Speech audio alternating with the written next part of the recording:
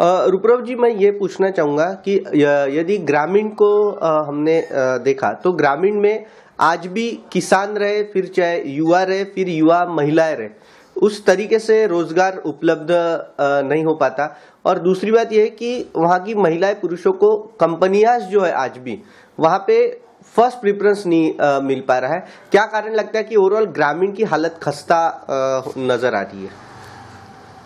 ग्रामीण की हालत सही में खस्ता है। इसका एक प्रमुख ऐसा कारण है जी कि अपना एरिया टोटल अगर विदर्भ देखा जाए तो अभी भी खेती पे डिपेंड है। अब खेती की समस्या इतनी बढ़ गई है, निसर्ग साथ नहीं दे रहा। सबसे प्रमुख बात यह है कि निसर्ग साथ नहीं दे रहा। उसके साथ में भी ऐसा हो गया है कि आजकल जो अपने फर्टिलाइजर जो है इनके रेट काफ़ी बढ़ गए। जब किसान का माल खेती में से निकलता है तो मार्केट पूरा डाउन हो जाता है, व्यापारी के हाथ में पूरा अपना खेती का पार्ट चला चुका है। जब अपना सोयाबीन निकला तो 3,000 रुपये रेट है जी। DAP की बैग लेने को जाओ तो 1,200 रुपये है। ये कभी भी किसान को पुराने वाली बात नहीं है।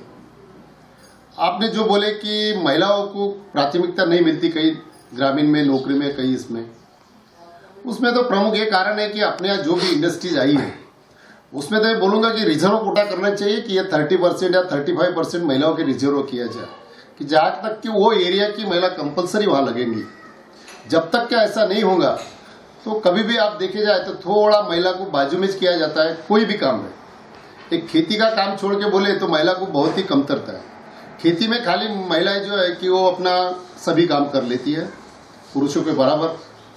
और आपने जो किया कि अभी किसानों की हालत, मुझे ऐसा लग रहा है कि अभी हमारी भी सरकार आई है जी, लेकिन हमारे सरकार को ये जो बिगड़ी हुई कंडीशन है कि जो 100% बिगड़ गई है काश्तकारों की हालत, ये सुधारने में थोड़ा सा समय लगेगा। क्योंकि कोई भी चीज एक बार अगर थोड़ी सी रिवर्स चली जाती है तो उसको संभलने में बहुत ही टाइम लग जाता है। रूपराव जी, मैं किसानों को ही लेकर एक बात अभी पूछना चाहूंगा कि हाल ही में एक स्टेटमेंट ऐसा आया था कि किसानों की जो आत्महत्याएं हो रही है वो उनकी आपसी घरेलू रंजिश या फिर बाहर उनके जो अफेयर्स रहते हैं इस पर इसके लिए ये आत्महत्या हो रही है। इस तरह के स्टेटमेंट को क्या कहेंगे? बिल्कुल गलत है। आपको जिसने भी बताया होगा ये बहुत ही गलत है। आपसी रंजित में क्या कारण है मेरे को एक बताओ कि किसी के भी पास में 10 या 20 एकड़ खेती है, जब वो खेती में 2 लाख की लागत लगा रहा है, वहां 1 लाख रुपए नहीं निकल रहा, तो क्या वो जिंदा रहेगा?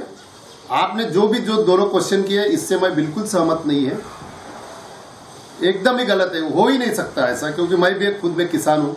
मैंने भी खेती में जो लागत लगाया उसकी 50% खर्चा नहीं निकल रहा, तो मुझे भी तो ऐसी परिस्थितियां आती है कि घर में क्या करूं, बच्चे की शादी कैसे करूं। आत्महत्या के बिना कोई पर्याय नहीं रहता। समाज के सामने तो मैं जा नहीं सकता हाथ फैला के कि मुझे खुद मदद करो करके। जी रूपराव जी, एक बात और पूछना चाहूंगा कि क्या विदर्भ, बीजेपी और शिवसेना के काल में विदर्भ अलग हो सकेगा? क्योंकि विदर्भ को लेकर आज भी काफी डिस्प्यूट है और पार्टी, कोई भी पार्टी रहे, एक मत से आज भी विदर्भ, अलग विदर्भ को लेकर सामने नहीं आते। क्या रीजन लगता है इसका? देखिए, अलग विदर्भ की जो बात है, मैं तो उसके बारे में ये नहीं कहना चाहूँ कि मैं इतना बड़ा लीडर नहीं हूँ कि हमारी भाजपा और सेना इसके बारे में क्या सोच रही है। लेकिन इतना मैं जरूर कहूंगा कि विदर्भ की जो नेचुरल संस्कृति है, जैसा फॉरेस्ट है, माइनिंग है, पानी है, अगर विदर्भ अलग हो जाता है जी, तो मेरे को लगता है कि छत्तीसगढ़ जिस तरह से डेवलप होगा उससे 10 गुना ज्यादा विदर्भ डेवलप हो जाएगा, क्योंकि यहाँ नेचुरल सब अवेलेबल है।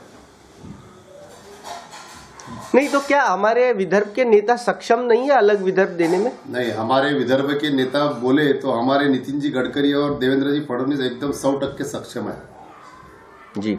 लेकिन अभी आखिरी में पार्टी की राय है क्या करना क्या नहीं, क्योंकि महाराष्ट्र और देश की राजनीति देख के सभी बातें सोचना पड़ता है, इसलिए मैं उसके बारे में तो नहीं कह सकूंगा। लेकिन हमारे नेता लोग सक्षम है, और सक्षम ऐसे है कि आप सोच लो कि नितिन जी गडकरी सेंट्रल लेवल, देवेंद्र जी फडणवीस यहाँ आने के बाद में नागपुर में कितने इंस्टीट्यूट आए और कितना डेवलपमेंट का अभी फाउंडेशन चल रहा है। आप बोलोगे कि 2 साल में 1.5 साल में डेवलपमेंट करने के लिए समय लगता है, लेकिन इसके जो परिणाम सामने दिखने वाले बहुत ही बढ़िया और अच्छे दिखने वाले। नागपुर एक क्लास 1 सिटी बनेंगे। रूपराव जी, आखिरी सवाल ये पूछना चाहूंगा, क्या बीजेपी अलग विदर्भ कर सकेंगी क्या? अगर सोचा तो कर सकते हैं, कोई बड़ी बात।